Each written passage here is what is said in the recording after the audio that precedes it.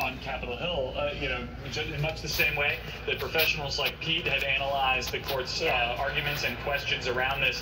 This was kind of baked in, and so the authors of this bipartisan legislation, including the Republican ones, knew they were operating with this as a backdrop, and I don't see this decision changing any votes moving forward on the gun legislation that's being voted on today. And Pete, let's just, I know you've got to go and do some more reporting, but before we lose you, I want to talk to you about the larger context, because we're still awaiting, of course, the big Roe v. Wade decision. We've seen the draft, but we're waiting the decision. But the alignment, the 6-3 alignment, is what we are seeing now repeatedly on these major cases as the court moves in the coming week and a half, 2 weeks, or a little more perhaps, to close out this historic term. Right. Well, we know we're going to get decisions again tomorrow, possibly again on Monday, probably other days next week. And, Andrea, one thing that strikes me is that in the draft opinion that came out in May that Justice Alito wrote in the Roe case, what he says is that a constitutional right that's not directly enumerated in the Constitution, you can't say that there's a constitutional right to something unless it's deeply rooted in the nation's tradition. And that's the same approach that the court takes today with gun control. It says that governments can't restrict firearms ownership without first looking at the historical traditions of firearm ownership, about basically what the founders thought about possessing firearms, in a sense. So it's a similar kind of approach to the law, and it's certainly a conservative one that's been on the ascendance with this new conservative majority on the court. So, Pete, when does this go into effect, and do we expect there to be delays as the practicalities get worked out and there are legal challenges there? Well, traditionally, Supreme Court decisions don't take immediate effect as a technical matter. The court directs the lower court to reverse its holdings. That's what would happen here. But as a practical matter, New York now knows that its law is a dead letter. It's a non-starter, and it's going to have to come up with new regulations. So I suspect that if somebody wants to go get a concealed carry permit tomorrow in New York State and they show up at the local sheriff's office, they're not going to get it right away while the state comes up with new rules. Because the current rules, basically, although the state, and technically I suppose, could still try to enforce them, they're a lost cause. So the state's going to have to come up with new regulations. And I suspect maybe the legislature will have to pass them before they can come into effect. And in the other states, I think there'll be similar legal challenges and similar outcomes. Pete Williams, thanks so much for all your expertise on this. And so let's turn to today's other big story, the January 6th committee hearing, bringing in our panel.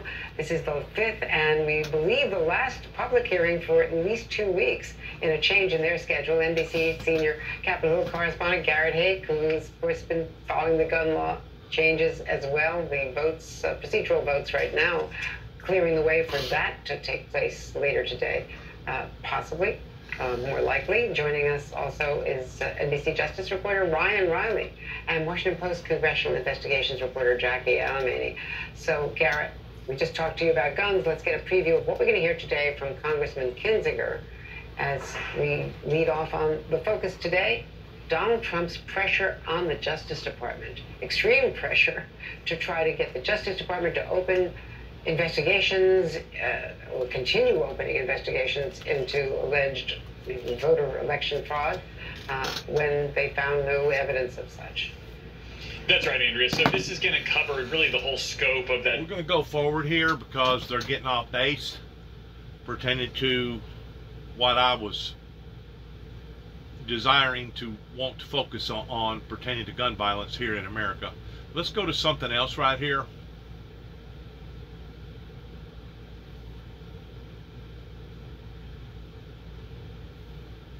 Right here. Count for. Let's back up a little bit. Sorry about that. Right here. Invalidating a New York state law and saying that there is a Second Amendment constitutional right to carry weapons outside them. Listen up! The decision, we can say with certainty, this decision has made every single one of us less safe from gun violence. The decision ignores the shocking crisis of gun violence every day engulfing not only New York, but engulfing our entire country. The opinion claims to be based on nation's historical past, but does not account for the reality of today. It ignores the present, and it endangers our future. While nothing changes today, and we want to be clear on that, nothing changes today. We have been preparing for this decision and will continue to do everything possible to work with our federal, state, and local partners to protect our city. We will collaborate with other mayors, municipality leaders, and governors, and will leave no unturned stone as we seek to undo and mitigate the damage that we are witnessing today. Those efforts would include a comprehensive review with the Corporation Counsel, our Chief Counsel, and other legal experts to assist us in this matter. As we start to define sensitive locations when carrying a gun is banned, and reviewing our application process to ensure that only those who are fully qualified can obtain a carry license. This is something that the police commissioner who's joining me today will ensure that our licensing division is aware of. We will work together to limit the risk this decision will create once it is implemented. And we cannot allow New York to become the Wild Wild West. That is unacceptable. This decision is created. We will not allow our city to live in fear that everyone around us is armed and that any altercation could evolve into a shootout. We will not allow the men and women of the police department to be subjected to further danger, making their already difficult jobs even more harrowing. And let me say this again. We will do everything in our power, using every legal resource available to ensure the gains we've seen during this administration are not undone, and that New Yorkers are not put in greater danger of gun violence. There is no place in the nation that this decision affects as much as New York City. There is no place in the nation that is going to be impacted based on this decision more than New York City. There's no place in the nation that the decision affects as much as New Yorkers. And we are prepared to set an example that will lead the country of how do we fight back on this decision. Today's Supreme Court decision may have opened an additional river that is going to feed the sea of gun violence in our city and in our nation. Now is the time for every elected official who cares about the safety of all Americans to come together and respond thoroughly and comprehensively to this appalling decision. Our work begins now to start saving New Yorkers and Americans. Please, Commissioner.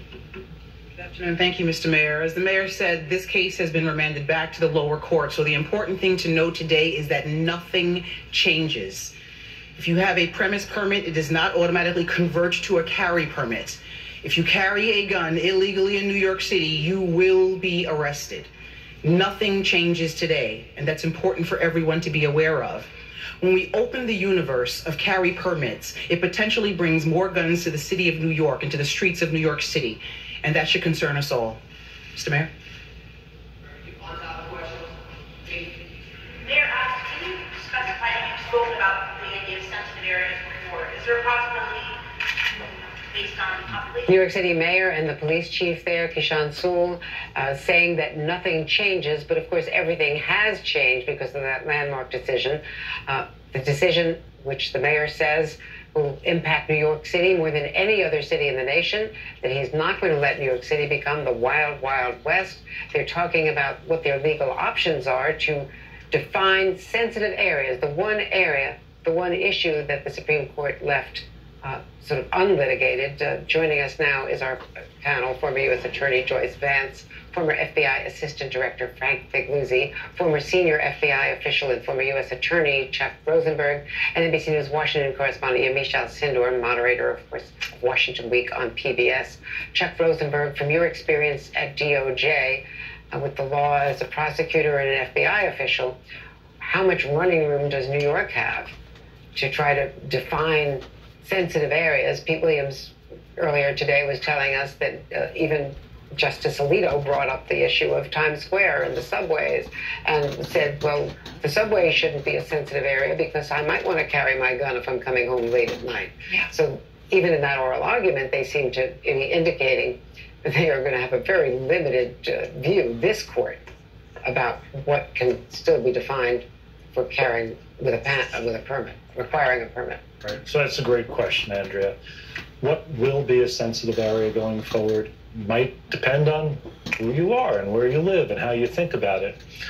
How about subways? How about buses? How about Times Square? How about schools? How about government buildings? And different localities, different municipalities may think about it differently. So what that inevitably means, I believe, is you're going to have more legislating, but also more litigating. When the Supreme Court leaves a question open, lots of people try to answer it in their own way. And that means almost inevitably these questions will have to be answered again one day in the future by the Supreme Court. Joyce Vance, this is going to be a decision that will be met with not a lot of happiness within New York. I mean, you saw what the mayor just said a moment ago. You saw what the police commissioner, Keechant Sewell, said. That this limits, they're going to try to limit the risk, and they can't let New York become the wild, wild west. New York is a lot different than other places around the country. It is so densely packed. And the way it'll affect the psyche, I think, of New Yorkers, I think is worth discussing. The worry for people that if something happens, if there's some sort of altercation on the subway, are you going to be worried that there's somebody in there with a gun who might start shooting? And will you be safe in that enclosed area? I know that Samuel Alito brought up the subway specifically in his ruling. And then what I also noticed was the mayor mentioning the NYPD and how much harder it will make their jobs if they're worried about people, who knows how many people, on the street carrying a concealed weapon. One of the points that is made in Clarence Thomas's majority opinion in this case is that Manhattan is not a special place, that you can't just say no guns outside of homes in Manhattan. And the argument here really exposes the hypocrisy of textualism, the view of this new, very conservative Supreme Court majority, which seems to rely on the text in ways that defy its actual meaning when they want to reach a certain result, right? We've gone from well-regulated militias and muskets to AR-15s in Manhattan. I'm afraid I can't give you a lot of hope for the ability to regulate, but Chuck makes an excellent point here, which is that the court left two big questions open.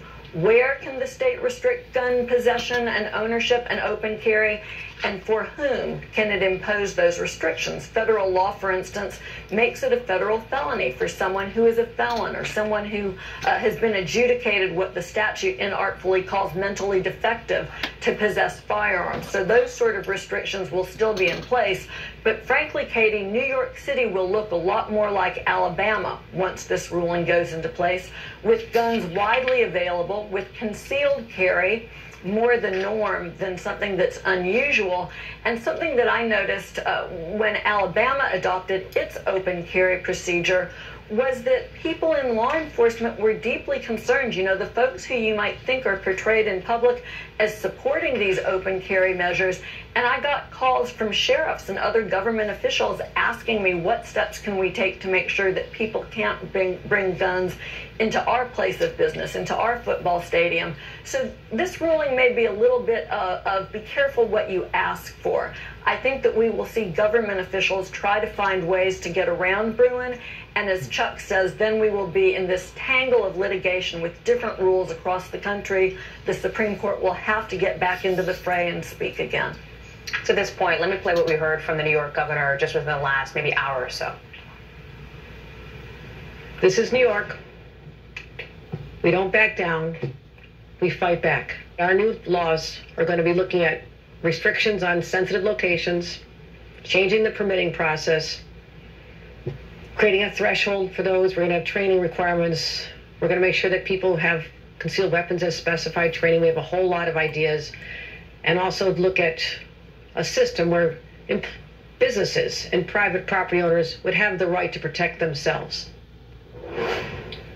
To you, because we heard that from Governor Hochul there. We've been talking, and Chuck and Joyce have touched on this, the idea of the options that New York has now. And these, by the way, at least 6 other states who have similar laws on the books that will now have to address this. Eric Adams said that they will use every legal resource available.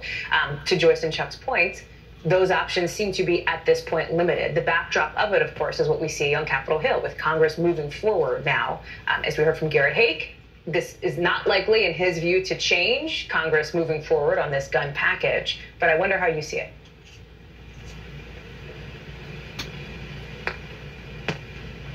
Frank, do you have me? I did not hear who the question was for, but I do have you. So the options are indeed limited, but if they attach that, if New York attaches their plan to the concept of background investigation, that's going to have a lot more distance and legs, as they say, than something else. So we do see in this ruling today an acknowledgement that reasonable background investigative measures are good. But I do get concerned now about red flag laws.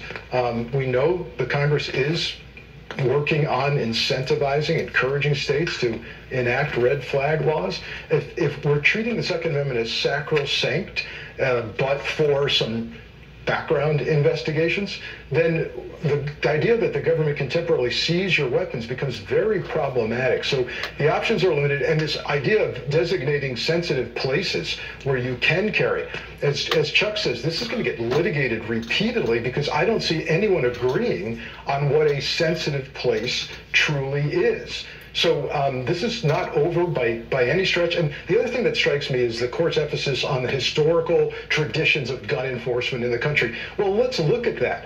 Those traditions are abysmal. From the shootout at the OK Corral in the Wild West with Wyatt Earp to shootings at supermarkets and churches and schools and shopping centers.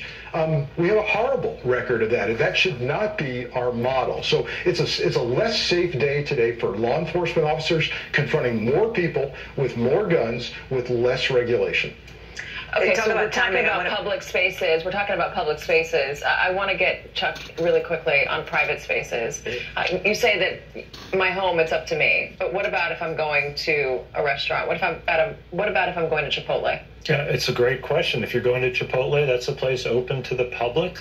I don't know that that's necessarily a sensitive place. You don't have to let anyone in your house. You don't have to let me in your house. You don't have to let me in your house if I'm carrying a gun. But if you're running a business, you'd have to look to your municipality, to your regulators, to your legislators to see whether they classify that as a sensitive place. What if you're different businesses in the same building? More confusing yet, Katie. More confusing yet. It's a great question, Katie. It's a great point. I don't want to interrupt the conversation here, but I do want to just flag something that is happening live as we speak, if we can pull up the Senate floor, because that procedural vote, Katie and Andrea, that you both talked about at the top of the hour has now happened on this bipartisan gun legislation. This was a key vote. It has passed 65 to 34. The only new Republican vote was Senator Pat Toomey, of course, Republican from Pennsylvania. He had missed Tuesday's vote because he was out of town. But this is a critical step forward in this process. As our own Garrett Haake noted just within the last half hour or so, this was one of the votes to watch. Majority Leader Chuck Schumer is now trying to figure out a way to get this vote to happen, potentially as late as 6 o'clock tomorrow. They want to get this done before members of Congress, members of the Senate go out of town for the July 4th recess. But it is obviously a significant moment that I think ties into exactly the conversation, Katie and Andrea, that you were having around the table there in Washington. Yeah, we were just about to discuss that. Yamiche Sindor is here, and I just want to bring in briefly Stephen Breyer's dissent, of course, with Sotomayor and Justice Kagan as well, because he refers exactly to what is going on with the recent mass shootings. He talks about mass shootings now and gun violence causing more deaths than car crashes in the United States. So he is living in, you could argue, the real world as compared to what he says is an antedated, and as certainly Mayor Adams says, antique definition of the Second Amendment, Yamiche? Well, we know that this ruling is coming at such a tense time in our nation's history. We've seen back-to-back shootings of people dying and people really feeling emotional. And we saw an 11-year-old go to Congress who had to smear blood on her, because I think we have to continue to remember that, begging for something to be done so that she feels school and can possibly go to school again. It is, of course, talking to people who are advocates for new gun laws and new gun restrictions. This is devastating to them. They feel like this is going to make America less safe. They feel like this is going to make kids, frankly, there's even a statement that said this is going to kill more children. That was put out by the March for Lives, a group that was started in part by the students who survived the Parkland shooting. So we have what is a uniquely American problem here, where we have school shootings and we have mass shootings on the scale where you do not see it in anywhere else in the world. And Joyce's point about New York looking more like Alabama really cuts to the heart of what's happening in this country. We have polling that shows that Americans are far different and their thoughts are far different on this issue than the Supreme Court. And we have people that think in blue states that they're in some ways protected from that if you live in New York or California, that you somehow will not have to deal with the sort of conservative things that you see happening in other states. And this ruling right here cuts through that and says if you live in New York, you will have to deal with the conservative court and what they want to do in your state. And in fact, in the dissent, what Justice Breyer says is this is going to make it that much harder for state legislatures to do anything to change this ruling. We're going to leave it there for just this moment. We're going to take a quick break. Joyce Vance, Frank Figliuzzi, Chuck Rosenberg, and Michelle Sindra. Let's move forward. Try to stay on the same topic if we can. I'm gonna have to weave through this hearing. I forget who was speaking, but one of the committee members said that you were going to present evidence of members asking for pardons, and specifically Scott Perry. We know this is talking about Trump again. Let's go on. It's a different subject. Eastman, Trump's outside lawyer. We're still talking about Trump here. Let's go forward. Let's go forward. Let's go forward. Keep going. Keep going. Keep going. Hold up. Surprising. We were part of an amicus effort on the behalf of a number of states in support of the New York law and really focusing on the importance of federalism. But unfortunately, given the composition of this court, we're not surprised that they struck down the New York law. But I think that they gave ample opportunity for New York and other states to pass other laws. They're going to make common sense restrictions on gun use, and particularly people displaying weapons in public, which is itself a threat. And I think Mayor Adams is absolutely right. It is going to make it more challenging for police officers all across New York State to be able to do their job. It doesn't have any immediate consequences for us here in Chicago, and it's interesting that it's coming, obviously, on the heels of the bipartisan effort in the Senate. I was going to ask you, Mayor Lightfoot, about any impact on Chicago, or if you would need to do anything or feel like you would need to do anything moving forward here, given that Illinois is not one of the handful of states that has a similar law to New York. How do you see the broader political implications? Look, I just think it sends the wrong message in light of the fact that we hopefully are on the cusp of the Senate taking final action on a bipartisan set of gun reforms that we've all been lobbying for, and frankly has overwhelming support in the American public. The fact that the court is coming down with this decision feels tone deaf, and I worry that it undermines the legitimacy of the court, particularly given the leaked draft of the Roe decision, and we're obviously anxious and concerned about what the depth of that decision is going to be. But I think what it means is cities and states have to really lean into the things that we know that work. We have too many illegal guns on our streets in Chicago. They pour over the border from neighboring states. So we've got to continue our efforts on gun trafficking, focus on straw purchasers. And I'm glad to see those provisions included in the bipartisan effort led by local Congressperson Robin Kelly here in Chicago. All right, let's move forward. She said what she needed to say.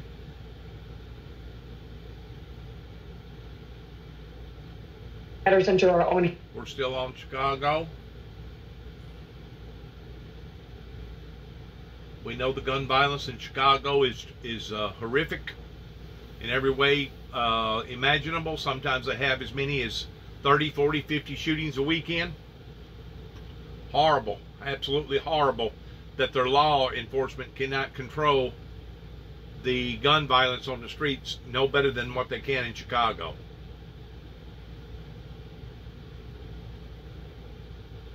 Where are we at now? We're at Trump again. Well, the White House did. Hang on. Let's go forward. We're trying to needle through this. We've got several different headlines here. It's going on at the same time, and one can overimpose the other if we don't watch. Small window into this sort of vast universe of action. Now we're still on Trump. Let's go forward. We don't want to be confusing on this particular article that the Windmill Ministries is putting out, because we have something that we need to say before we end this.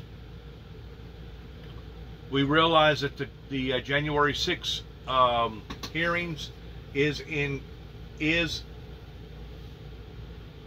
very, very crucial at this point in time towards getting the truth out to the American people. But we also realize that the gun issues, the gun law issues, are current at hand, that is probably exceeding the importance. And I realize that this is going to sound contrary to some of the things that I've already said before.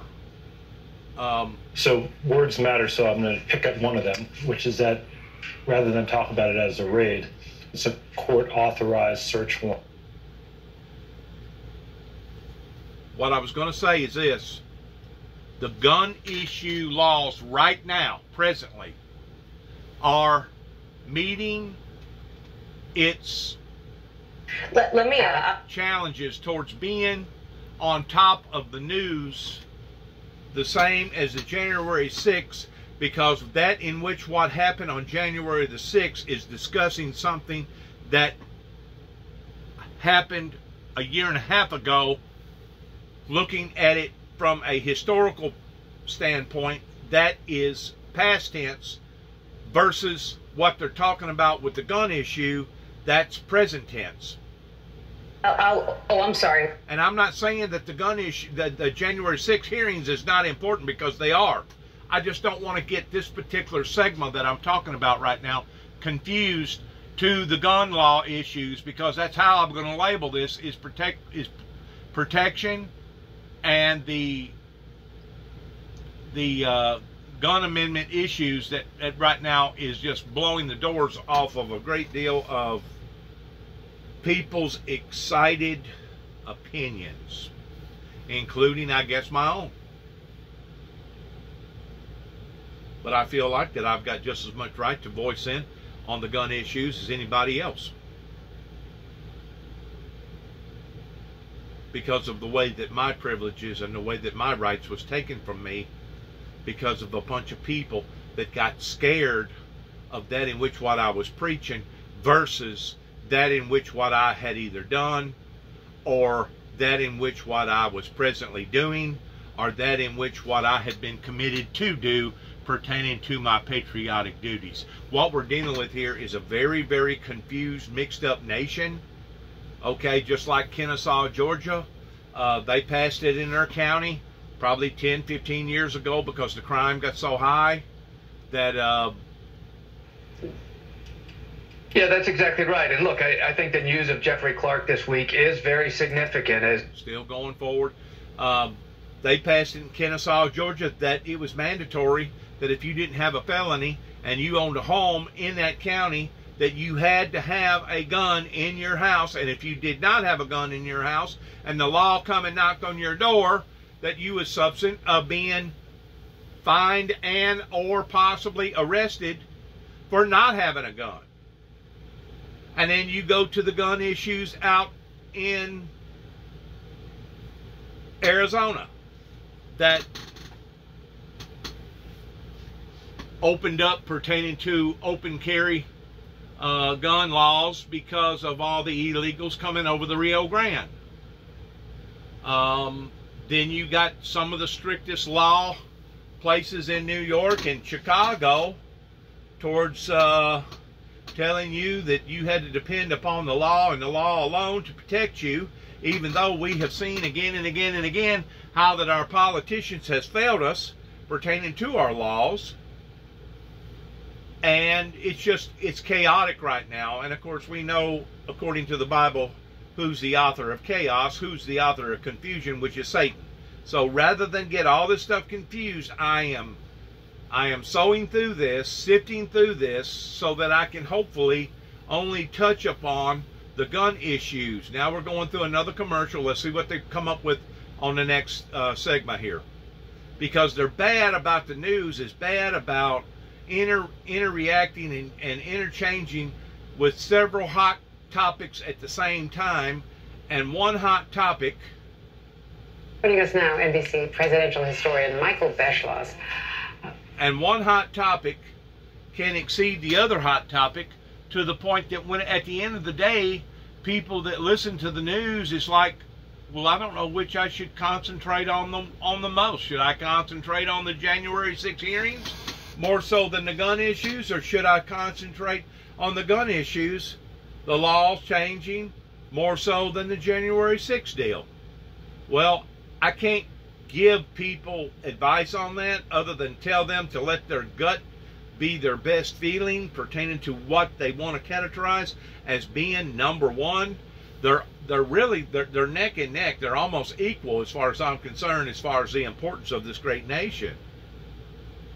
But rather than make it more confusing, I decided that I was going to put nothing on here other than the gun issues, which I guarantee you eventually they'll come back to, especially if there's some sort of a news break where some politician is speaking on the gun issues. This is still January the 6th.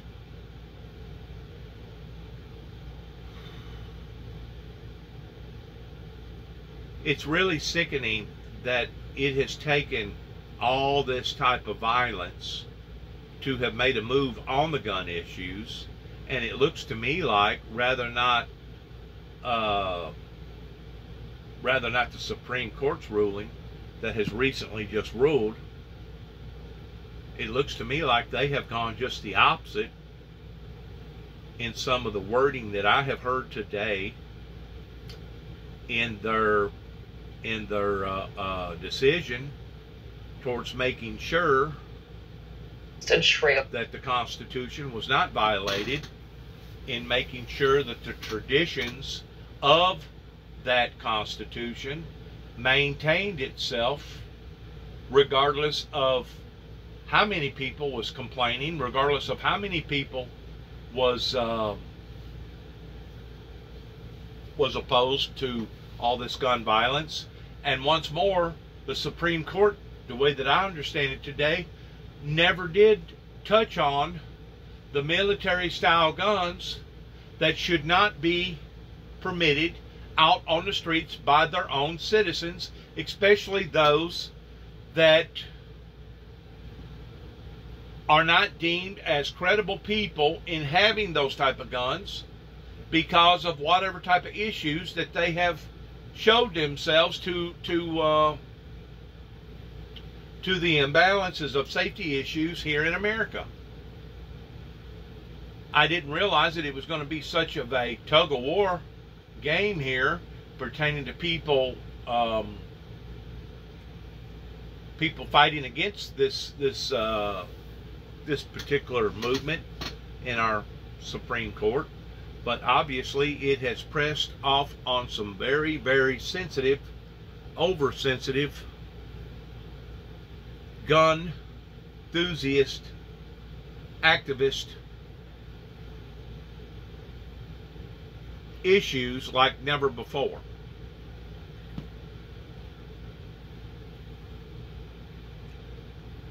There'll never be peace as long as we as a society decides that we are not going to allow ourselves to be the type of human beings that the Bible discusses for us to be. There'll never be peace as long as all this hate mongering, and all this stuff about kill, kill, kill, kill, kill is continually being fed, not only in the streets, not only in our schools, not only in our churches, but basically throughout this great nation. There'll never be peace. And whenever it comes to tailoring these laws, yes, I believe that the laws needed to be tailored. And they needed to be tailored from the federal government down, pertaining to not allowing for these military-style guns to be out on the streets. And once more, the way that I understand it,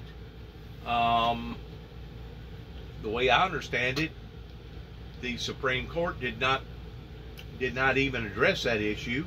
A matter of fact, if anything, they went just the opposite by saying that that they was not going to violate the original agreement in the courts. Here we go. Try to find that common ground where it does exist.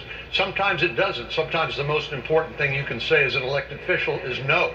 But I think this cries out for a solution. Unfortunately, they're not easy to come by. It takes a lot of work and good faith on both sides.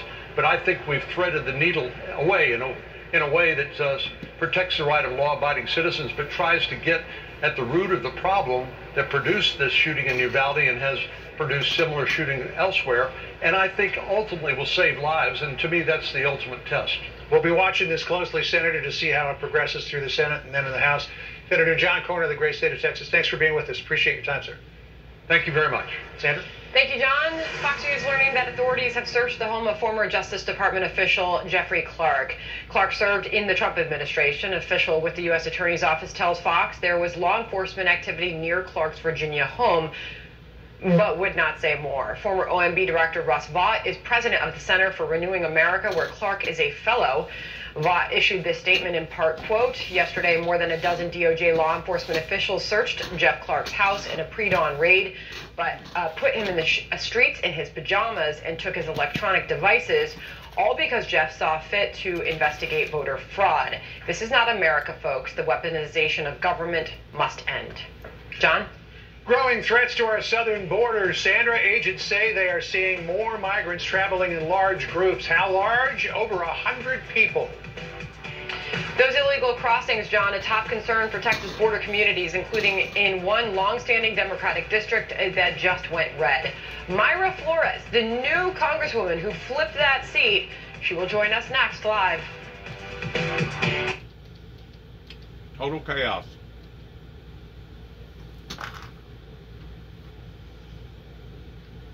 Are coming forward, new evidence is coming in, all very strategic, all being done very adeptly. I just want to add something to what Chuck and I and Katie here were.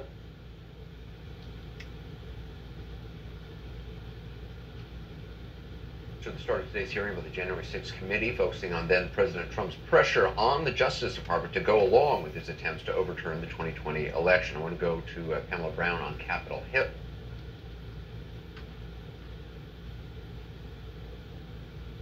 His name is Jeffrey Thomas Rizzo. He was a firefighter paramedic with Loudoun County Fire and Rescue in Virginia.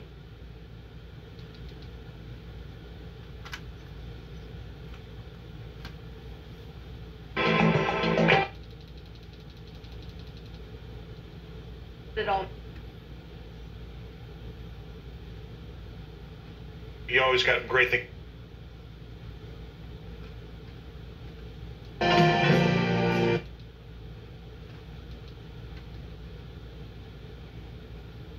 Their Part C benefits automatically, so call.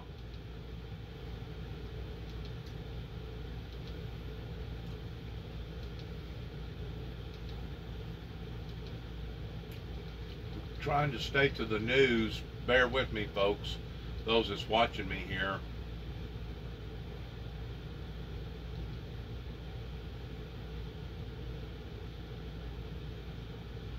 Virginia, where federal authorities are searching the home of Jeffrey Clark. That's the former Justice Department official under President Trump. And according to sources, the feds are searching his premises in connection with the Justice Department's inquiry into alleged efforts to overturn the 2020 presidential election. The President Trump had reached out to him before the January 6th event and tried to make efforts to show that there had been, for instance, bad results out of Georgia. So right now, we're not sure what the authorities are looking for at Clark's home, but we'll continue to follow the story. It certainly will continue to develop. Yeah, meantime, a showdown between the nation's top energy official and the CEOs of big oil. The session comes amid an escalating war of words between President Biden and top executives in the oil industry. So as gas prices are setting those record highs that we are all familiar with, at $5 per gallon and more on average, the White House accuses the oil companies of profiteering. Yeah, Newsmax Chief White House Correspondent James Rosen has the latest from the White House. Good afternoon, James. Bob and Katrina, good afternoon to you. Today's session between Energy Secretary Jennifer Granholm and CEOs from the major oil companies comes, of course, as President Biden has called on Congress to enact a 90-day gas tax holiday that would spare motorists about 18 cents per gallon in federal taxes on gasoline. Both of these efforts, the sit-down with the CEOs and the gas tax holiday, are seen as unlikely either to happen at all or, if they're adopted in some measure, to have much impact on the currently steep prices of gasoline. A former two-term governor of Michigan, Secretary Granholm, told reporters here at the White House on Wednesday that today's session would be a, quote, good faith effort to open dialogue with the executives from Chevron, Shell, BP, Phillips 66. To me, this is just my opinion. If you cannot adjust the prices at the all pump, because Jeff saw fit to investigate voter fraud. I mean, it went a lot farther if you than cannot investigating adjust the voter prices pertaining to the pump, at least instead of 18 cents a gallon, more like smoking gun, but $1.80 a gallon, you're not going to affect so nothing. obviously it's a little concerning when there's the possibility, at least, of a criminal investigation and prosecution of what are some of these people saying, and that they said on video to this fellow. One other point I want to make. You know, these depositions that we've been hearing these clips from during the hearings, at some point, I guess it's in July, the committee is saying that they're going to make all of the depositions. And some of these people sat for hours and hours and hours, and we're getting one 30-second clip. I would suspect that the Trump lawyers and defense people and political spinners can't wait to get this, because there are undoubtedly going to be things left out of what has been played by the committee that they're going to say, well, wait a minute, they're already saying without knowing this is selectively edited. My guess is they're going to find out and make a big deal of the fact you took this that puts Trump's actions in the worst spotlight, but you admitted this. Why'd you do that? Once more, it's total chaos. Of 150,000 gas retailers in the U.S., over 95% are mom-and-pop establishments. Your local station may say Exxon or Chevron, but most of those are franchised. Now, we see the occasional spot with prices $2 to $3 higher than any in the area, but most remain competitive. In fact, we talked with a station owner, and he shared he makes 2 to 3 cents per gallon, at most a nickel. So most of these folks are small business owners that actually make more on the cup of coffee a driver purchases from the convenience store than a gallon of gas. And while oil companies also don't set the price, and that's determined by supply and demand on a global market, California Dems here are now launching an inquiry to determine if big oil is price gouging drivers. However, the oil companies are now instead claiming prices on the state's green policies, forcing expensive costs to import. So, Charles, there's a lot of blame being thrown around, not a lot of relief. But last time I checked, it's not really on these small business owners to solve the energy crisis for the White House. Charles? Sorry about that, folks. I was wanting to agents in Starr and Hidalgo counties. I was wanting to stick strictly to the gun violence, but there's too many other breaking headlines here. 533 plus people. Of those, officials say 293 were family units, 145 were unaccompanied minors, kids under the age of 18 traveling alone, and 95 single adults, mostly from Cuba and South America. CBP, by the way, classifies a large group as anything over 100 people traveling or crossing together. And just in this one sector, which is the Rio Grande Valley, the RGV of South Texas, CBP, says that more than 100 of these large groups have been recorded so far for the fiscal year, resulting in at least 15,000 migrant encounters and continuing to grow by the day. John? No shortage of people trying to come into this country. Casey Stiegel for us. Casey, thank you.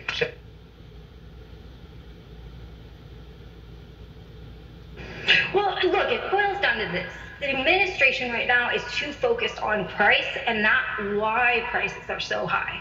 They need to focus on solving the underlying issues, meaning we need to encourage oil companies to invest more in production and refining capacity. But that's really hard to do, while at the same time, you have Granholm just yesterday comes out and triples down on green energy, saying the only way for the nation to avoid boom and bust cycles was to break its reliance on fossil fuels. Now, this is not very confidence-inspiring for oil companies to invest for. Yeah. Oh, you're going to put $1 billion project together, probably without any Wall Street help, and then they're going to change the rules on you 6 months later. It would lift the federal sales tax, excise tax on gasoline, which will not go through, as you just reported. Nobody wants.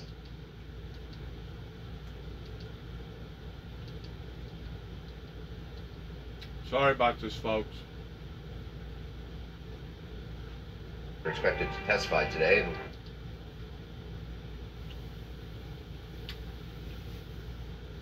We are not a discount.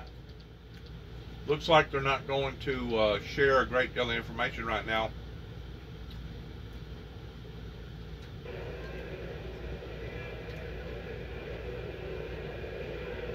On the gun issue, because they got too many issues going on. We got the gas issue. We got the Donald Trump issue. We got the gouging issue pertaining to the gas. We got the issue pertaining to health, mental health. We got the issue pertaining to the firearm issue. We got the issue pertaining to over in Ukraine. We got the issue that we're trying to get over the stagnation of COVID. We got entirely too many issues going on right now. And I don't even know what this is about right here. It looks like mental health and suicide prevention, which strikes a chord with me because that was the very thing that my brother and I wanted to put in place here in this area pertaining to suicide prevention, focused on our military, but are driven by the military, but also upon to the neighborhood itself. But then I myself got entangled by being treated the way that I was treated here in Northwest Tennessee by the community, towards falling into the same trap, but by basically wanting to take my own life because of the way that I was being treated by not just the community, but by the judicial system in this community. So we have a great deal of issues to look at, and in which, while we're watching this, I'm going to mute it real quick. I have said before, and I'll say again, that all this chaos and all this bad luck could not have happened to a better group of people. Now, whenever I say that, I'm talking about the people, the adults, that was primarily involved in this conspiracy towards wanting to resist the truth about biblical Bible prophecy that began in 1988, leading into going public in 1989, etc., etc. I hate for all the innocent lives that are being destroyed right now because of the chaoticness that's happening here in America. That once more Satan is out to kill, steal, and destroy. I hate it that things is falling through the cracks towards so many innocent lives. It's being turned upside down right now. But one thing that they haven't put into the equation while they're putting all this into the equation is Mother Nature. Right now around here, our corn the agricultural corn crops around here should be not only head high, but should already done become into full tassel and already done started producing roast ears on the corn. Because of the rainy spring and because the farmers was late in getting these seed in the ground, not counting the beans around here, for the most part, most corn is not above waist high. There's a little bit of it out here that is head high, but very little bit of it, and there's very, very little bit of it that is considered towards tasseling or putting on corn shoots. Because of the intense heat that we're under right now of the heat dome, it has basically blistered the corn. And with the corn being that young, it's going to affect its productivity towards how that it produces in its yield in the next 45 to 60 days. I don't even think that most people that works in these high-ranking positions that are concerned about guns, rightfully speaking, that is concerned about mental health, rightfully speaking, that is concerned about the price of gas, rightfully speaking, that is concerned about January 6th pertaining to the insurrection. I don't think these people have even looked at that yet, pertaining to what's coming down the pike, pertaining to Mother Nature not cooperating with these issues. Because one issue helps enhance the other issue in some form or fashion, either negatively or positively. Now, this is the point that I want to make about guns. After I got out of the fix that Homeland Security put me in Wheeling, West Virginia, by trying to make me out to be a homegrown assassin that tried to bring false charges. They did bring false charges into my life, that I was on my way to Washington, D.C. to try to take out one of the American presidents, which was George Walter Bush Sr. Whenever things straightened out in my wife's life and I, while living in Milan, Tennessee, working for a Jerry Smith's body shop for about 4.5, almost 5 years, I went to Walmart in Milan, Tennessee, and purchased a 12-gauge shotgun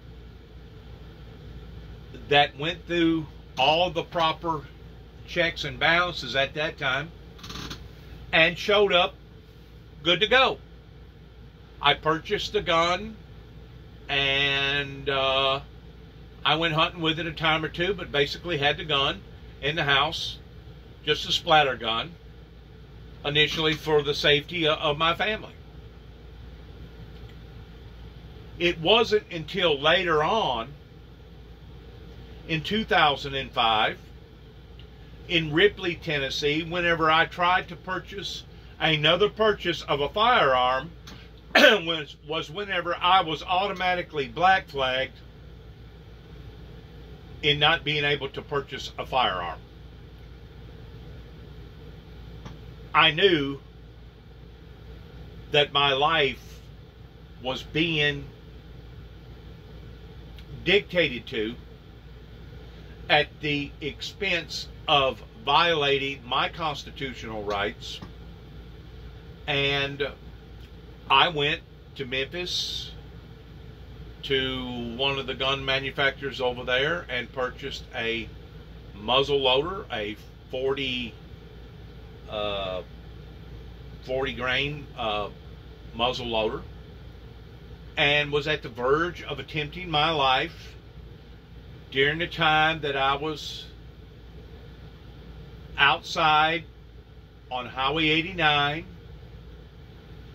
in between Cydonia and Sharon, Tennessee, by sticking a gun in my mouth, feeling the cold steel in my mouth, and just at the point of pulling the trigger when my phone started blowing up.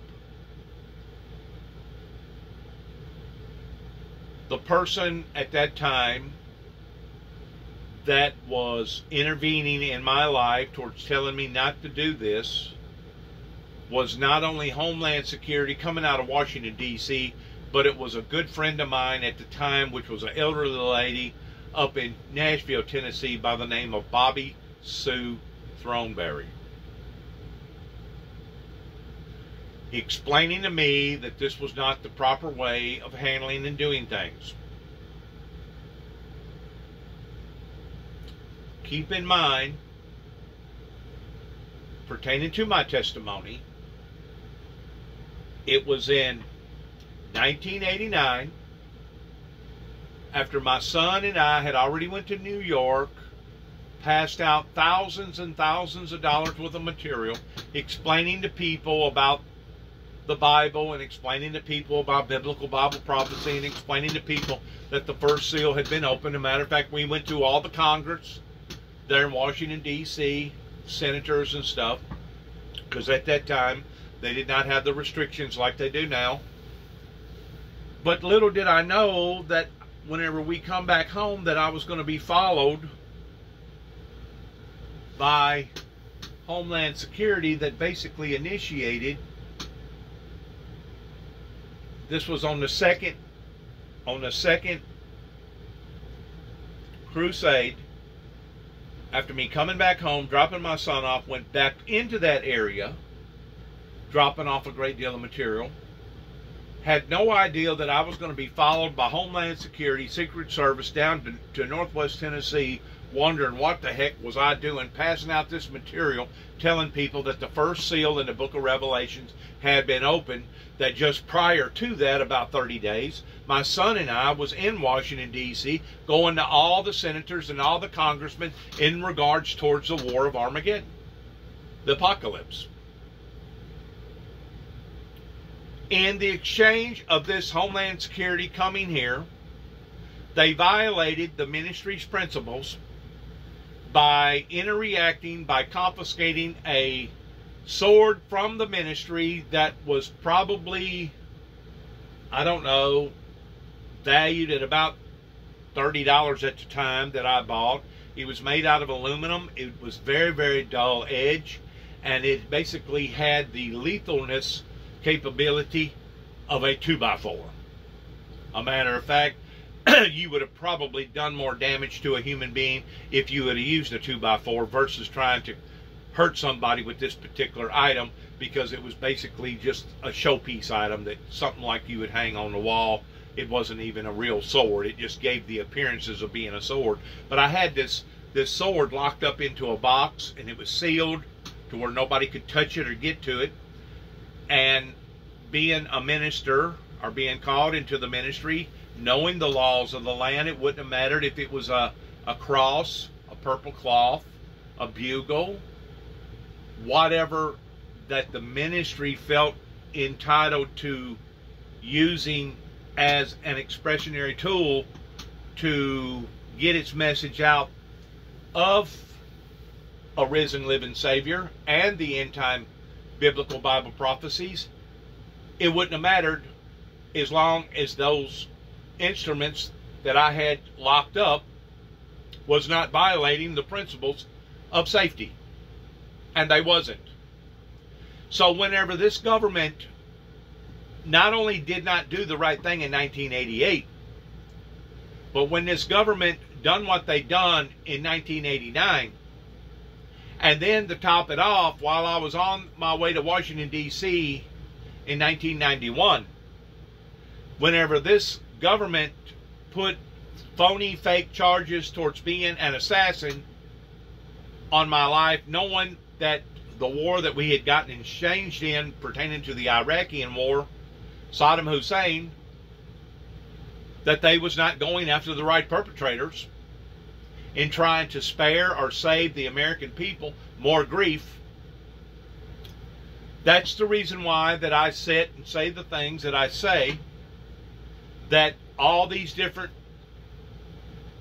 confusing issues could not have happened to a better group of people, because of what didn't happen that should have happened in 1988 after 9 tapes went to the White House. I have said before, and I'll say again, I feel like that the psychiatric community has a great deal to blame for what has went on here in America, because they have taken people such as myself and they wanted to declare them as being unfit, psychologically, emotionally, chemically imbalanced, to the point that they wanted to strip and rip away all my privileges and all my rights, even though I've never been harmful or hurtful to nobody my entire life other than myself, in different intervals. That they attack God's people for being gifted in this way, but then on the other hand, they'll want to protect Satan's people whenever somebody gets out here and creates a malicious act, to the point that they want to give somebody a license towards telling them, well, we cannot give these people the capital punishment pertaining to the death sentence because this person got talked to the wrong way whenever they was just a child, and because of it, we're gonna declare this person as being unfit, or mentally unstable to the point of being insane. In other words, we're going to play the insane card. That's what our professional experts pertaining to the psychiatric communities have done to America just within the past 30, 40 years. They have turned this totally upside down, to the point that now we're having bloodshed and we're having chaos on every level, to the point that we can't even agree on hardly nothing. In other words, the country is being torn apart. We have various preachers and politicians to thank for this, that has allowed this to get out of hand.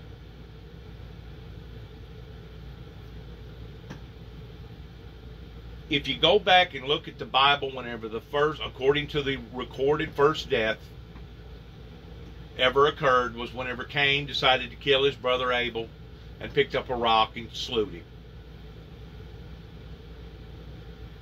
The issue should not be focused upon to the guns or mental illness so much as it should be towards the spirit and the soul of mankind. And whenever humanity becomes so deranged or so captivated by wanting to kill,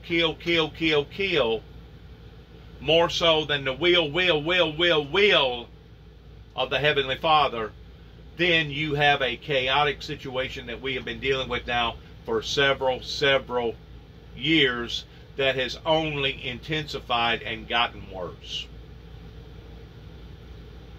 Even whenever I come back here to Tennessee in 2014, they was so dead set that they was going to make sure that I was not capable of purchasing a firearm, a legal firearm.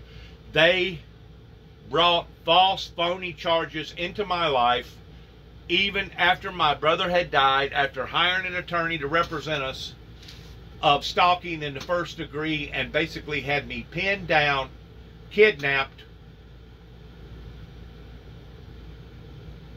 had me held against my will in Weakley County, in the Weakley County jail system, for stalking in the first degree, even though my brother and I, our original intent was being concerned about 3 little children that we had contacted the Child Abuse Center in Nashville, as well as the Child Abuse Center here in Weakley County, Tennessee, towards trying to put a handle or get a handle on the situation that we was being exposed to, not because we wanted to, but because of their outlandish behavior, because it was outside and because it was right across the road.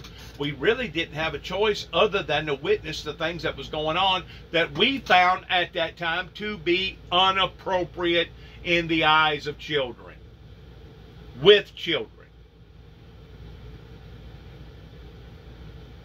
Because of our concerns, and because the community had turned so raw against the individual coming back to Northwest Tennessee at 291 Thompson Road, Sharon, Tennessee, zip code 38255, they made our lives so miserable by blaming my younger brother, by allowing for me to ever step foot back onto this property, that they basically put him in an early death at the age of 51.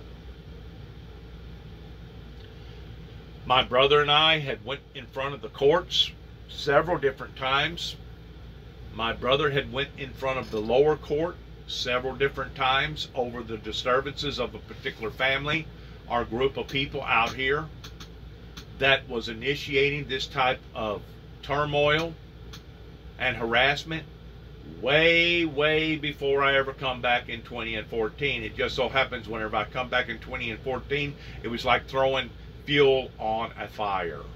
And now all of a sudden we was being tormented. We was being taunted. We was being haunted. We was being hunted on a day-to-day level, sometimes as much as 10, 12 times a day, every day, for 3 years. Having to contact the police, the Weakley County Sheriff's Office, sometimes is as much as 2 to 3 times a month, on average of every month for a period of 3 years. We may have missed that by very, very little, but the average that we was having to contact the police to come out here because of the disturbances that was happening either at 430 Beach Grove Road or 291 Thompson Road was horrific, to say the least. Because the situation was not handled appropriately, not only with my brother, going all the way back into 2010 with the same family, pertaining to dereliction of duty, pertaining to the court system here in Weakley County. My brother and I decided that whenever the event happened in 2017, right before he died, that we wanted to take it to an upper court. Me not knowing that my brother was soon going to die because of the unnecessary stress that had been brought up into our lives here. He passed away before we had an opportunity of going to court level number 1 on the lower level to court number 2 on the higher level. And because of me grieving of my brother's death, and because of a bad attorney that we had hired by the name of Bruce Brown that did not let me know when the arraignment towards going to the high court was going to occur, because I was too involved in going to legal affairs pertaining to my brother's death and making sure that he had a headstone and going to the burial place and making sure this was done and that was done. I was caught off guard, and in doing so missed the court date, and the very people that we wanted to take to a higher court, because I had missed it now, gave them the privileges or the right to come back at me and come and arrest me because I didn't make it to my own court date. The very court date that my brother and I could have went ahead and had a hearing on lower court pertaining to Tommy Moore, but because of the initiation of the consequences that had happened in my younger brother's life prior to that, of dereliction of duty, my brother said that there was no way in hell that we was going to have this case heard by Tommy Moore, because of the gun issue and because of my brother being taken down on his own property, and because of certain people that wanted to end my brother's life that should have been charged with attempted murder at the very least, not counting trespassing, not counting violent intentions, etc., etc. Probably 10, 12 different charges should have been placed upon this family, because it was thrown out of court and Tommy Moore would not listen to it. My brother looked at it as an act of dereliction of duty. And my brother was trying to protect me by telling me that if we take it to the same judge on the same level, we're going to get slapped in the face, because these people has no intentions towards fighting for us or defending us of all this aggravation and torment that we was going through. This was about the third or fourth time that we had wound up in front of Tommy Moore whenever we decided to hire this attorney and go to the higher court. These people in this area thought that they was going to be able to capture a big fish. That way they could beat themselves in the chest like a bunch of apes and walk around towards saying, we got him, we got him, we got him. Kind of like what the FBI done to Al Capone whenever they got him for tax evasion. There are certain people that the law looks upon as being a predominant high-level security level or breach a level of security, and because of it, they're willing to go out of their way towards making up stuff or doing things to these people in any form or fashion to get them out of open population. And I'm not saying that Al Capone needed to be arrested for tax evasion, but what I am saying is that Al Capone was in fact a bad person, and Al Capone was known of doing some very, very bad things. But because they couldn't pin him on all the above, they pinned him on tax evasion. Similar towards how that they entrapped the people in Waco after selling them fast and furious military style guns and then turning around and busting the Davidians over in Waco because they didn't pay a certain particular tax. Whenever you have government agencies, either local, state, or federal, that are acting this way, you are basically heading towards disaster. That's exactly where we're heading right now, is an act of disaster. The prosecuting attorney and the courts here in Weakley County was so dead set that they wanted to put a felony onto my life over 2 telephone calls that I had made to LBL, once more in beating their chest.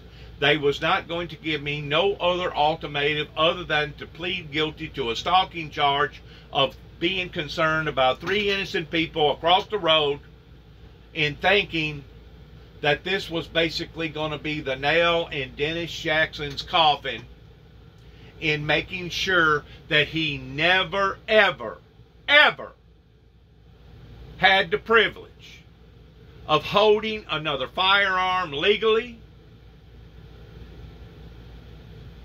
or any other weapon, I guess all the way down to a slingshot or a BB gun.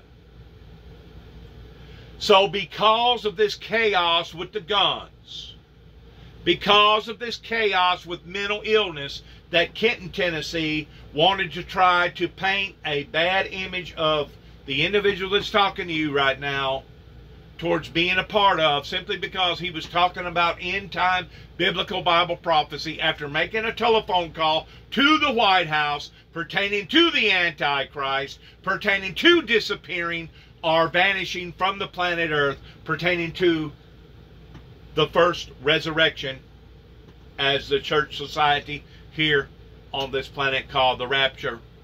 Because I was talking about these things, they decided to brand me or mark me or put me under the influence as being somebody that was psychologically, emotionally, chemically imbalanced. Whenever I make the statement that I make, that all this chaos and all this hurt and all this hardship could not have happened to a better group of people, beginning with the Crosses and the Neals and the Sandersons, and I could go through a handful of names over there in Kenton, Tennessee, towards what that they initiated or allowed to initiate in 1983. It could not have happened to a better group of people towards the chaos and the inadequacies that we're seeing now with the law and all the gun violence and all the chaos. And about the only thing that I can suggest is, once this thing finally does fall completely out, I hope that the people that get a hold of this message, especially the church world, whenever total chaos breaks out in America, I hope that they remember this and they come to this area towards seeking some sort of aid from the people over in Kenton, Tennessee, towards feeding the hungry, the depleted, the mentally challenged, as well as the hardships that are destined to fall upon to the American society. I hope that the people knock on people's doors, like the judges and law enforcement agencies throughout this Northwest Tennessee area, and reminding them that they was the ones that caused this, and this resistance movement that did not just begin in 1988, whenever 9 tapes went to the White House in Ronald Reagan's administration, but actually began in 1983, whenever they decided that they was going to falsely accuse an individual of being psychologically, emotionally, chemically imbalanced, even though that individual had recently just got through falling off of a 4-story building with 2 broken legs, 2 crushed ankles, 3 crushed vertebrae, 2 broken legs, 2 broken arms, that laid in Madison County Jackson Hospital for a period of 6 weeks, 3 days, flat on his back, that had to learn how to walk again, and then turned around and got off a disability and decided to pull his bootstraps up and became a self-sustainable career industrial person that worked in the auto body industry towards pulling his own load and taking care of his own problems. I hope and pray that these people that have initiated this, that have constructed this, beginning at the White House in 1983 and 1988, throughout the period of 1989 and 1991 and 1993, and then up to 1995, and then in 2005. I hope that these people remember all of this, because this ministry has always been a ministry of love, grace, forgiveness. It has always been a ministry of peace, utopia. It has always been a ministry of truth pertaining to the kingdom of God through the blood of the Lord Jesus Christ. And to think that a group of people have turned against the calling of God this way, in trying to give a black eye to the very founder, to the messenger. As far as I'm concerned, the things that is erratically turned upside down, that has went sour here in America for the past 30 plus years, and it hurts me to absolutely no end to watch innocent lives be destroyed and innocent lives be pulled and torn between the rich and the poor.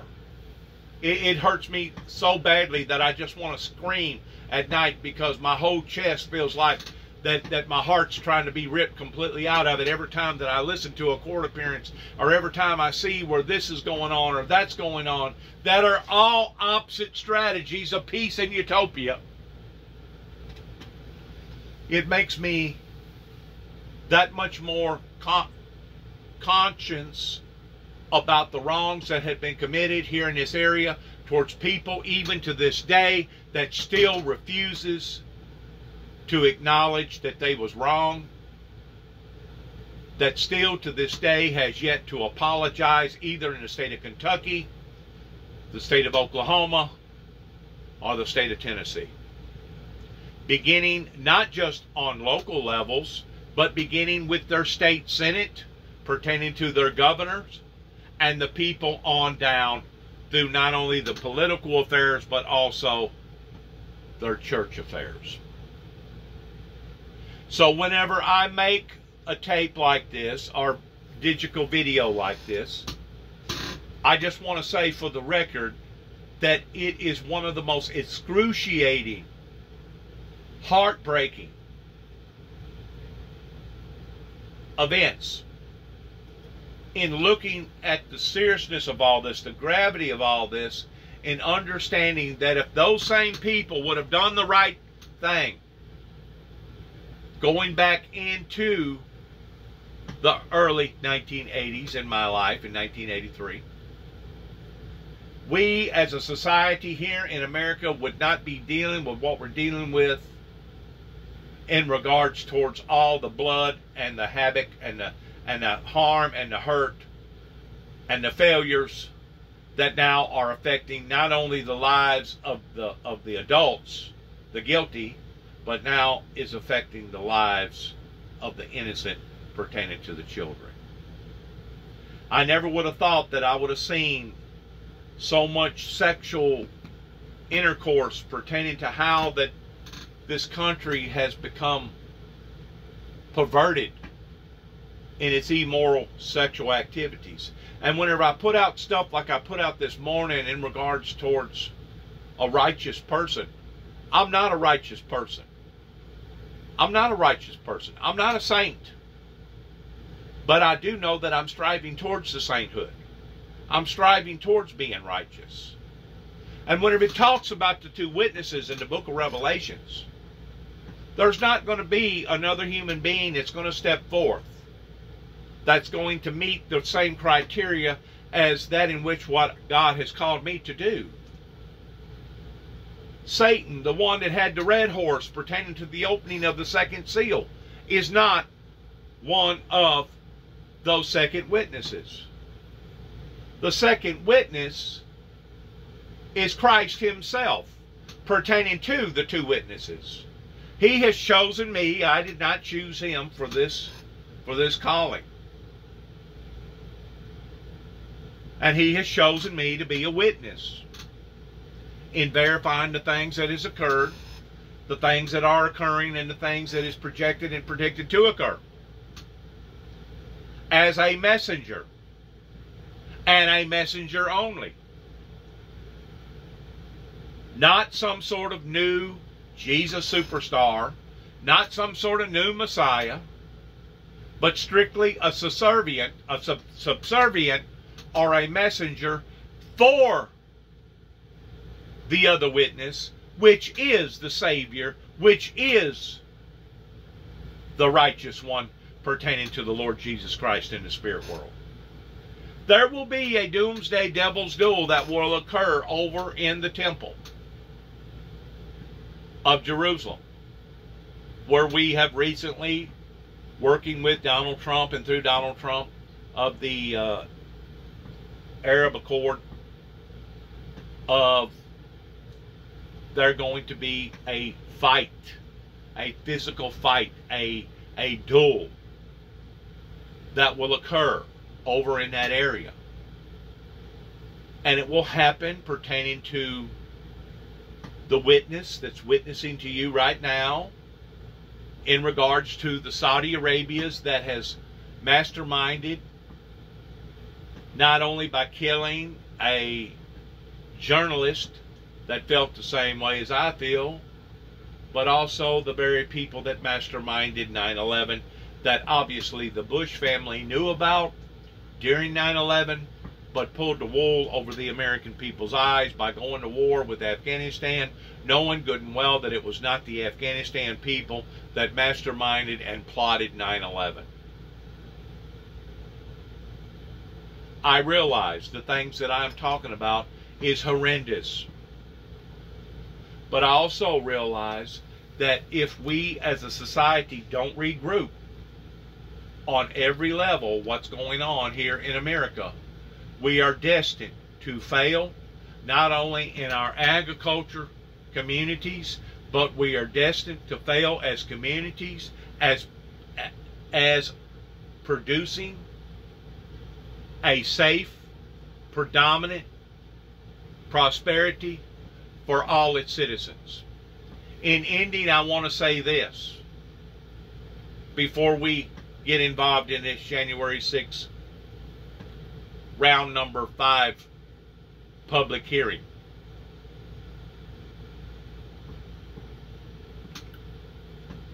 It is so sad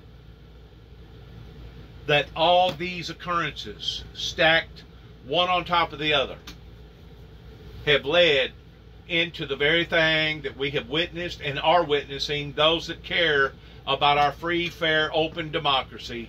It is so sad that all this has led to this. Just because of the turn of the hand, just because of a group of people that didn't want to hear the truth, that didn't want to support the truth. But as of about 2 days ago, I was in a grocery store right up the road here in Walmart, in the grocery aisle, and I heard a woman say that basically was words of wisdom. She said, well, I guess the rich has finally come up with a scheme towards getting rid of the poor. And I looked at her and I said with concern, what do you mean by that? She said, well, look around at all the prices. She said, I'm not going to be able to live this way for long. She said, I'm going to have to let something sacrifice towards a car payment or a house payment, or I'm dropping my insurance, or dropping my phone, or dropping my satellite TV. She said it's just a matter of time before people are literally going to start starving to death this winter towards not being able to adequately put food on their table, or they're going to exchange towards turning their lights off or their gas off, towards not being able to stay warm. She said it's just a matter of time before people are going to start fighting over food, over killing each other because of going hungry. And I looked at the woman and I basically thought to myself, yeah, it hadn't been but a few days that God showed me that there was going to be not a drought, but a famine. A worldwide famine that now the world, certain people in the world are beginning to acknowledge, with 7+ billion people on the planet, that is coming down the pike in various communities, in various people's lives, just like the Walmart slogan, coming near a neighborhood near you. And it is so abruptly, horrifiably, intensely sad to think that all of this could have been avoided if a group of people would have listened, instead of falsely accusing the individual, going back into 1983 and the occurrences that happened in 1989 in Madison County and Jackson, Tennessee, and then the occurrences that happened in 1991, and then on and on and on, if anybody knows my testimony. It would have been so much easier if the United Pentecostal people, long about 2005, if they would have decided to have done the right thing after me trying to partner up with that group of people, but was denied the privilege of even worshiping them, with them, much less them supporting biblical Bible prophecy. There's people in other parts of the United Pentecostal churches that I truly adore. They love me, they pray for me, but because they are so entangled with their organization, they refuse to break away and show themselves a supporter of the Windmill Ministries, because they're afraid that they're going to lose out on the things that they have already got established in their establishment. But that's the same way with the Baptists, that's the same way with the Church of Christ, that's the same way with the Methodists, that's the same way with the Jehovah's Witness, that's the same way with the Lutherans, that's the same way with the Mormons, that's the same way with all these other groups that claim to have the answer to all the problems, that claim that they was working for the good and the will of the people, that claimed that they was the ones that was educated, smart, had diplomas and degrees, put themselves on a pedestal of being experts, professionals, that has driven our society here in America so far down in a hole. The damages that has occurred for the past 30+ years, I don't even know. And I'm a man of faith, and maybe I shouldn't say this, But I don't even know that these things can be resolved even on a supernatural level. I know they can't be resolved on a physical or a political or a financial level. I know that that's out of the question towards this great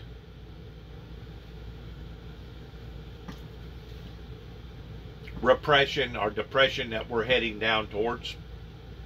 It's really sad whenever you hear somebody make a statement like I heard that the rich has finally come up with a scheme towards getting rid of the middle class and the poor class. Whenever you hear something like that, to people like me, I don't know about other people, probably some people would just let it go through one ear and out the other, but whenever you see the failure of agriculture in some form or fashion because of either too much rain or not enough rain, and you know that Mother Nature is crying out pertaining to the sorrows of the sins of the world in regards towards biblical Bible prophecy, that it talks about the woes, woe be unto the inhabitants hereupon to the world, whenever you shall see and start to see these occurrences start to happening.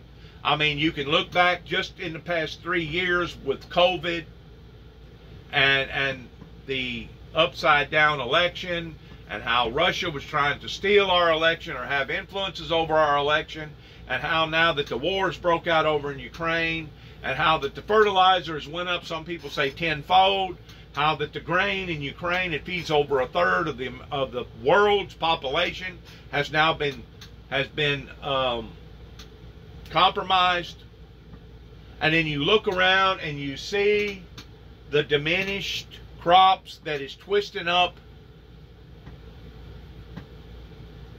and basically dying because of too much heat or not enough rain. You don't have to be a very, very educated person to realize that where we are heading right now is not going to be a pretty sight on down the road 3-6 months from now, even a year from now. It's just going to be horrifyingly even worse. And to think that, oh yeah, they may be able to come up with some sort of solution to put a Band-Aid or kick the can down the road by helping us out 16 cents on a gallon, or 16 cents on I think it's 16 cents on the gallon. 16 cents. Not $1.60, but 16 cents.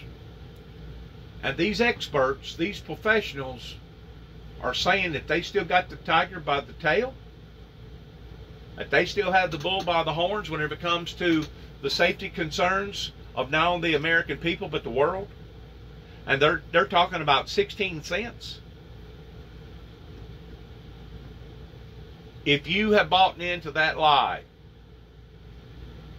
just like controlling all the illegal immigrants that has flooded into America in the past few years, that Donald Trump did in fact try to stop. If you have bought into that lie, I guarantee you I have a piece of property with an ocean front view in Phoenix, Arizona, that I'm willing to sell you for a little bit of nothing. If you believe that, you'll believe that lie too as well. That's just it. It is a lie. A matter of fact, in Phoenix, Arizona right now, they have a lake that probably within the next 2 to 3 weeks, the way they're heading right now with their heat and their conditions, that is going to reach an all-time concern of having enough drinking water to sufficiently be adequate to about 1.2 to 1.4 million people. And that's in the summertime. In the wintertime, it goes up to about 2 million because of all the snowbirders that come down. Then you got all these other lakes out west that is already suffering. I remember what happened in 2007 whenever over here the heat dome that got hot and didn't really leave, that caused agriculture to be damaged. But not only was the agriculture damaged, but even the governor of the state of Tennessee said that it had done probably about $40 million worth of damage just to the state and federal parks in the state of Tennessee alone during that 2007 drought. I remember the fires that broke out over in East Tennessee, up towards the Smoky Mountains, up towards Gatlinburg, and over towards Dollywood. I remember the lake that almost dried up down in Atlanta, to the point that the governor had to get out and make a special plea for people to start praying for rain. I remember Lake Okeechobee down in Florida almost going completely dry, in addition to the high waters that's now flooding the irrigationable freshwater system pertaining to the Everglades. Just recently, about 3 weeks ago, there was a tropical storm that hit down in South Florida that caused massive flooding in the Miami district. Massive flooding. We're talking some places got flooded almost waist deep in some of those streets in some of those areas. We see intense flooding again and again up towards New York in regards towards various hurricanes that come through that flood the subway system and cause billions, millions and billions of dollars worth of damage, just like Hurricane Katrina and just like all the flooding in Texas, as well as the hurricanes that bombarded the Louisiana district. We see where all the fires broke out west that made triple digits go up, even in places up towards Canada, and seeing high ranging temperatures go up in Alaska, to the point that the permafrost is basically melting, to the point that people's houses are literally collapsing. We've seen it get so hot down in Texas that it was causing foundations to crack. We've seen it get so cold in Texas that their grid system could not handle the demand for the power that basically burnt their system completely up, to the point that people began to die because of electrical disturbances.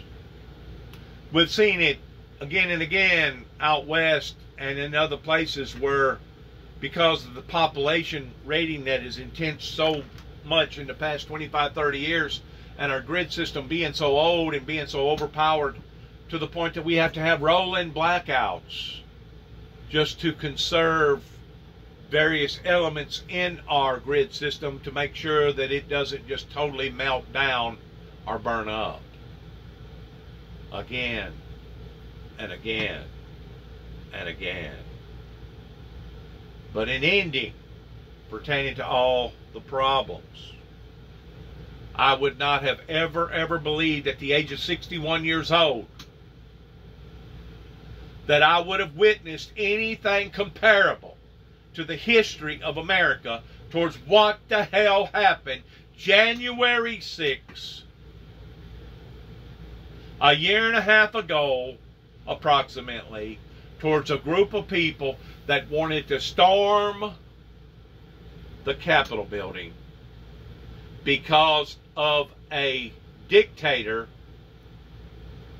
that was on an ego trip, that didn't want to let go of the power of the presidency, even though a fair, open election occurred that had already given out the clear definition signs that the Democrats had won, but this individual kept hyping up the people, kept basically panhandling on the minds of the weak and even some the strong, to the point that it created such chaos of January the 6th.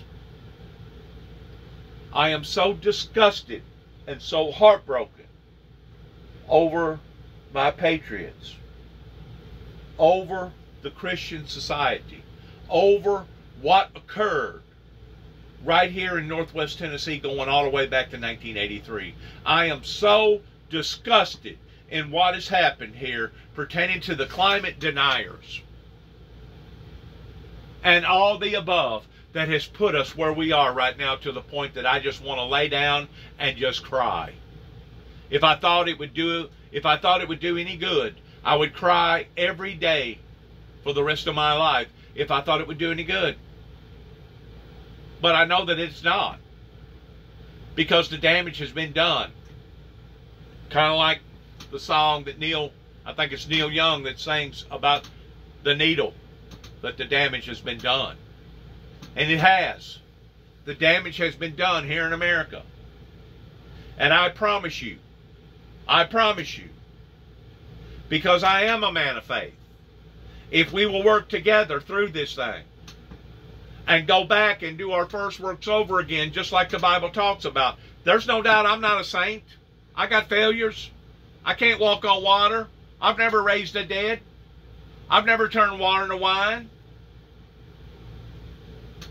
But if we will work together through Christ, through our faith, is and will be the only way of turning this damage around that has become so apparent that now our country is totally upside down with all the gun violence and all the shootings, all the merciful shootings, and all the problems, all the above.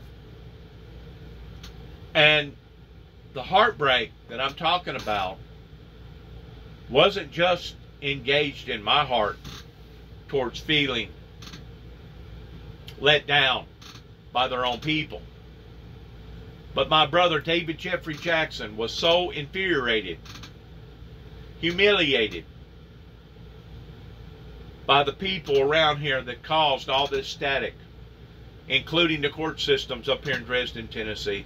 I truly believe, and I will always believe, that it helped put my brother into an early grave at the age of 51 years old, because you do not take somebody that had been working 10 hours a day, 6 days a week at McLean Power in Trenton, Tennessee, and that night while he was working, the supervisor looked at him and said, "David, I think you need to go home." And then he changed his expression and said, "Better than that, I think you need to go to the doctor." David went and got him a cat nap at a park, woke back up an hour and a half later, said he felt a little better according to his friend's testimony, drove home, and never seen the sun rise again. So you can't tell me that anxiety and worry and turmoil and problems in one's life cannot affect one's life, because it can.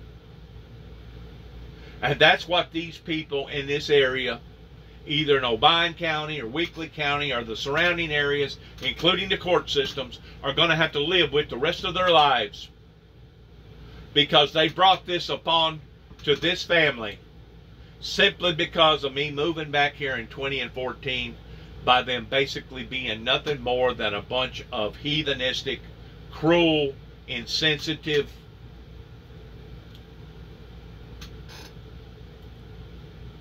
people that didn't care.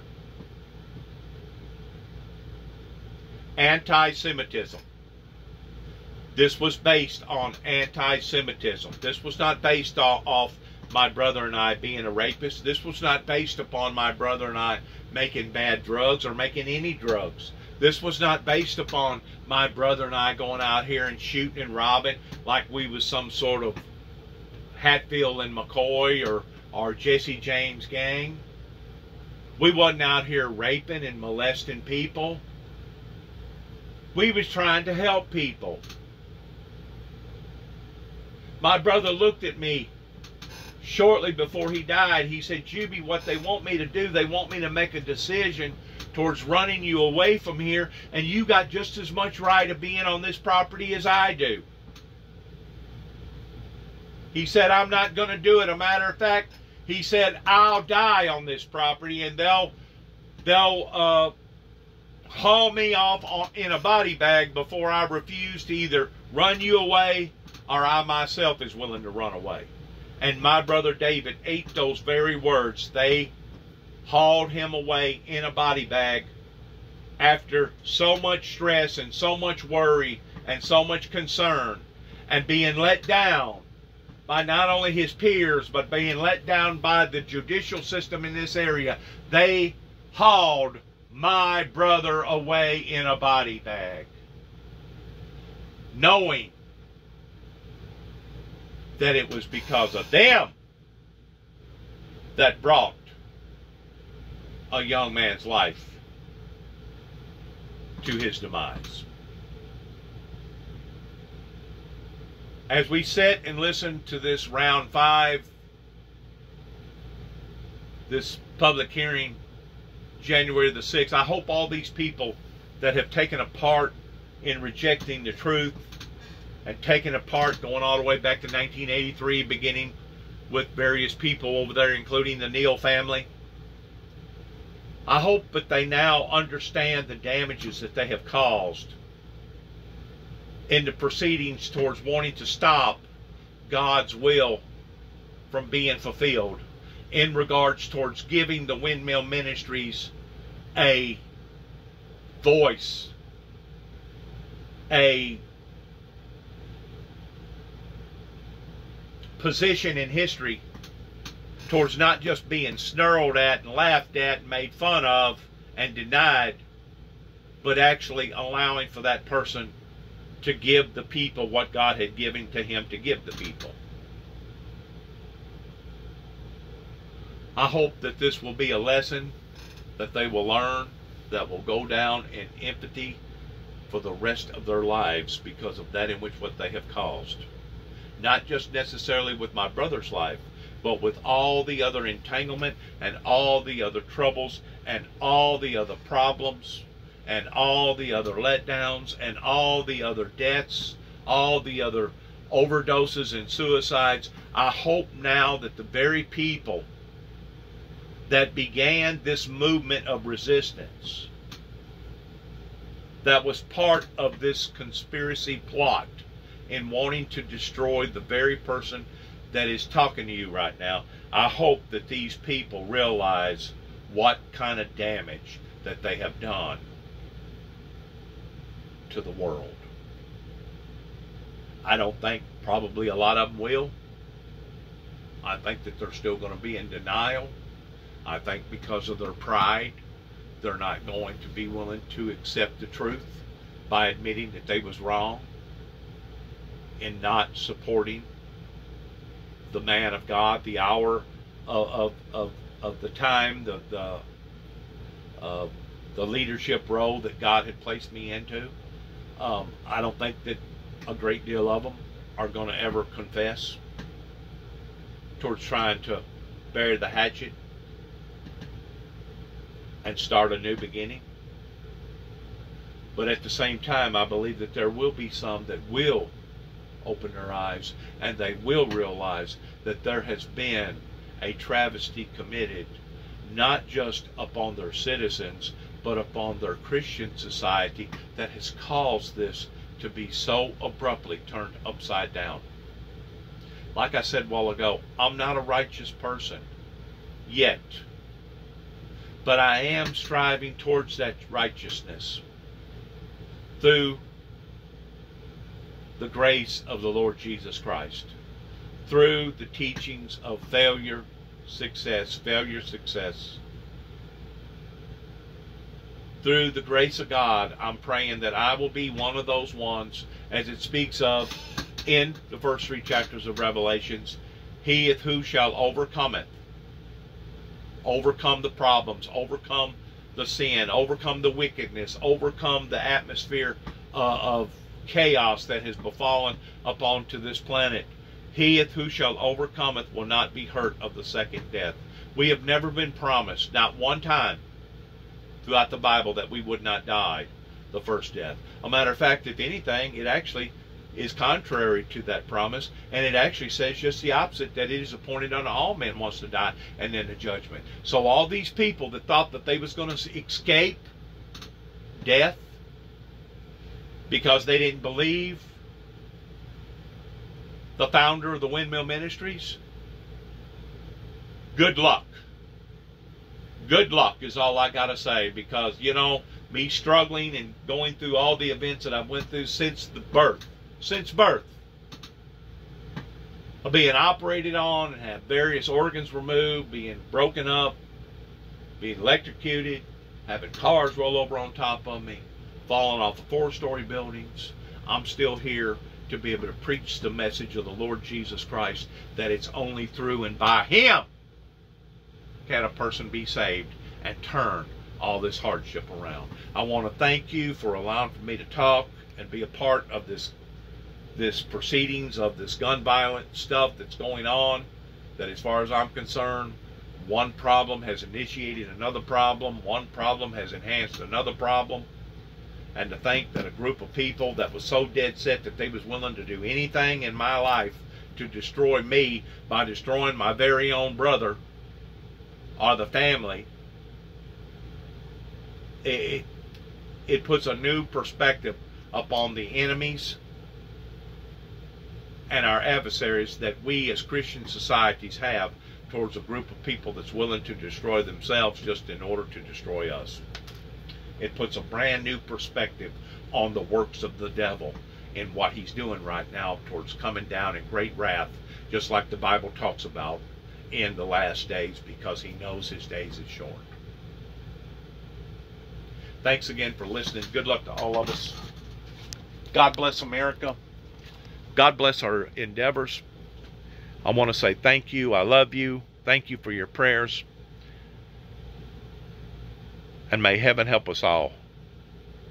And good luck. Shalom.